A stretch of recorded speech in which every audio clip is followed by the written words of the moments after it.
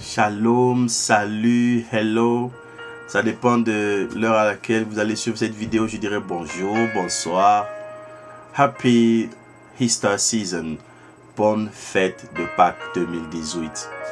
Je suis content que le Seigneur nous ait permis de voir ce jour où nous célébrons ce que moi j'appelle la plus grande fête chrétienne.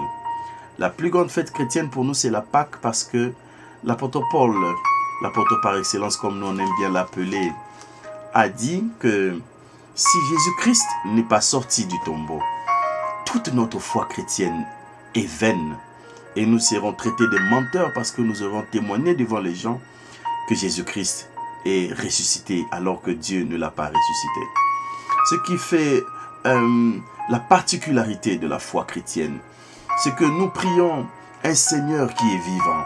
Il n'est pas dans les tombeaux. Allez à Jérusalem, sa tombe est vide. Il est vivant. Et il est vivant pour l'éternité. Il vit à jamais. Il est assis à la droite du Père. Et en même temps, il est dans nos cœurs. Pour nous qui croyons en lui. Et il est présent au milieu de nous. Et comme la Bible le dit bien dans Hébreu, il est le même hier, aujourd'hui et éternellement. J'aimerais rappeler quelques petits principes qui tournent autour de la réalité de la résurrection. D'abord, la résurrection corporelle, c'est quand l'esprit revient dans un corps. Parce que la mort, c'est tout simplement la séparation entre la matière et l'esprit, le spirituel. On est mort lorsque l'esprit sort du corps. Parce que le corps n'est pas le vrai nous. Notre vrai nous, c'est l'esprit. Le corps n'est qu'une maison dans laquelle nous nous trouvons.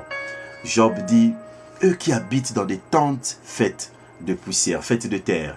Il parle des gens qui habitent dans des tentes qui sont faites de terre. En fait, il parle de vrais nous, nos âmes, nos esprits qui habitent dans des corps. Car l'homme était au commencement seulement une statue. La Bible dit Dieu a formé le corps à partir de la poussière, mais c'était une poussière imbibée d'eau. Parce qu'avant ça, il y a eu une rosée qui s'est élevée, qui a arrosé toute la terre. Et il a soufflé son esprit et l'homme est devenu une âme vivante. Et donc la vie commence quand l'esprit entre dans la matière.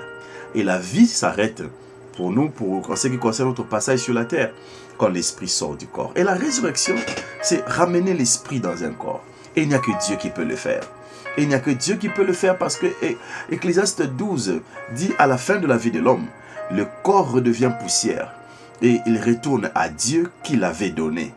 Et le corps redevient poussière, et l'esprit retourne à Dieu qui l'avait donné.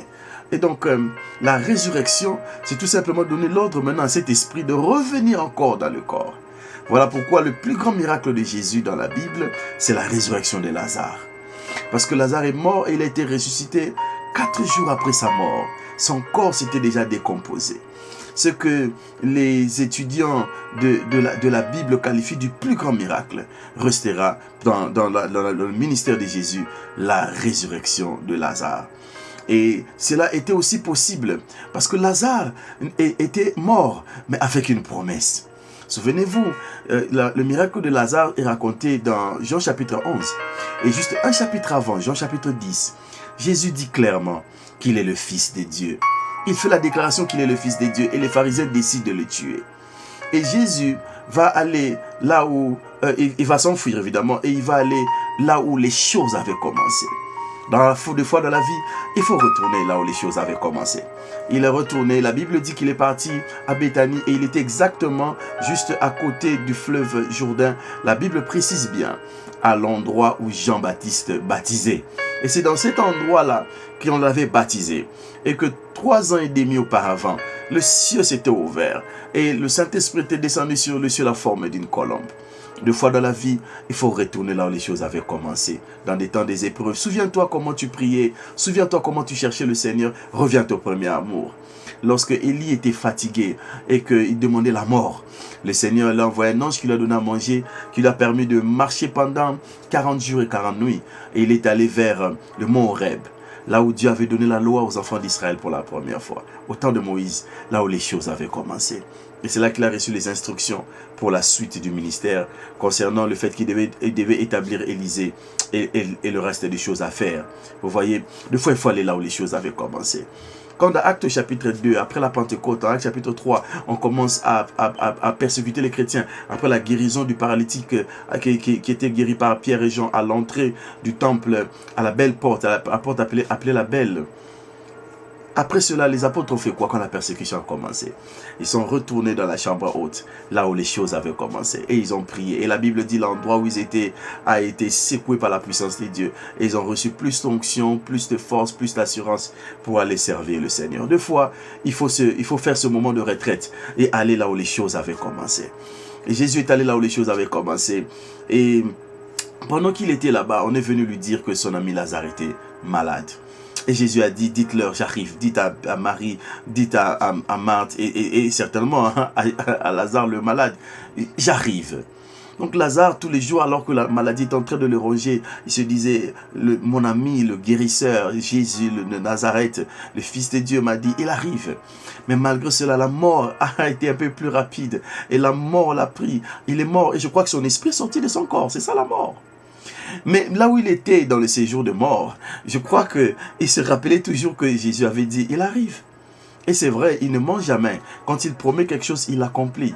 Même si tu passes par des difficultés, tu passes par un temps d'épreuve, tu te sens abandonné, la mort est en train d'agir autour de toi. Souviens-toi de ce principe.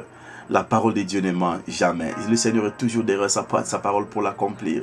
Il est toujours derrière ses promesses. Et il a promis en disant, dites à mon ami, j'arrive. Et il te le dit, j'arrive. Il te dit, malgré tes situations, malgré tout ce qui est en train de se passer, il dit qu'il arrive. Alléluia. Il dit qu'il arrive.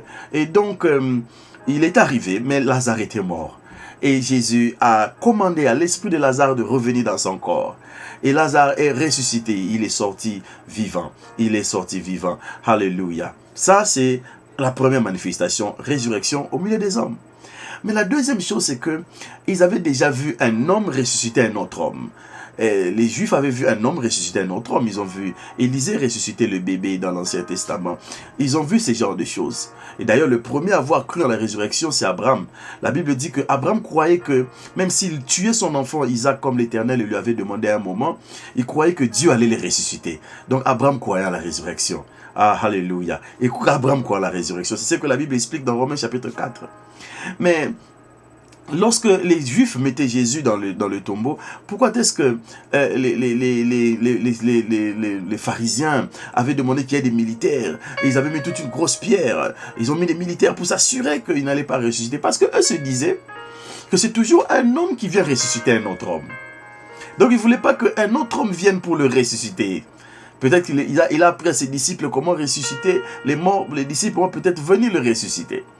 Mais ce qu'ils n'avaient pas imaginé, ils n'avaient jamais vu un homme se ressusciter lui-même. Alléluia. Et Jésus s'est ressuscité lui-même. Il est sorti du tombeau vivant et vivifiant. Alléluia. Oh, je veux te dire que quelle que soit la situation dans laquelle tu es, la sémence de Dieu en toi, la parole de Dieu en toi, les promesses de Dieu en toi vont provoquer la résurrection dans ta vie. La Bible dit qu'il y a une puissance au-dedans de nous qui agit au-delà de ce que nous demandons ou pensons. Cette puissance au-dedans de nous, c'est la puissance du Saint-Esprit.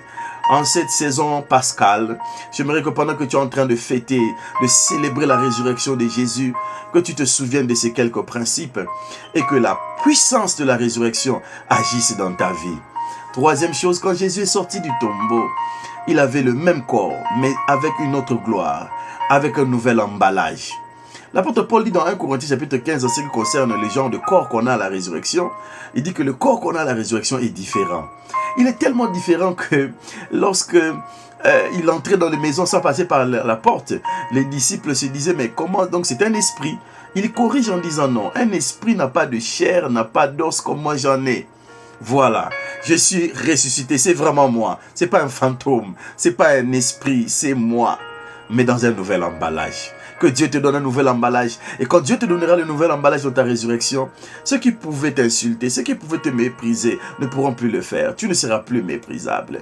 Tu seras dans une nouvelle gloire spirituelle dans laquelle le Seigneur te mettra. Et lorsque tu as ce nouveau corps, les gens ont même de la peine à te reconnaître. Ceux qui avaient été habitués à te voir dans le visage de tristesse, dans le vêtement de deuil, ils ne te reconnaîtront pas. Oui, Marie de Magdala ne l'a même pas reconnu. Elle a pensé que c'était un jardinier quand elle a vu le Seigneur. les apôtres, les disciples d'Emmaüs. Ils ont fait un chemin avec lui, ils ont marché avec lui, ils parlaient avec lui, mais ils ne l'ont pas reconnu. Jusqu'à ce qu'il fasse la prière pour rendre grâce au moment où il devait manger. Vous voyez, ça va être une nouvelle gloire.